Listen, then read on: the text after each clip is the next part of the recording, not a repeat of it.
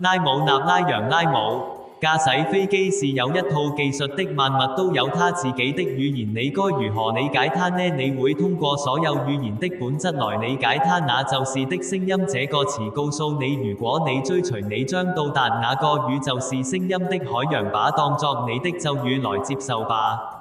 無論你是在呼吸行走，還是在用念珠計數時，都要重念它，它應該充滿一切。當你喝水時發出的聲音，其實正是的聲音。這種重念會自然而然地發生，無論你是在冥想練習調式唱讚歌，還是在討論神學。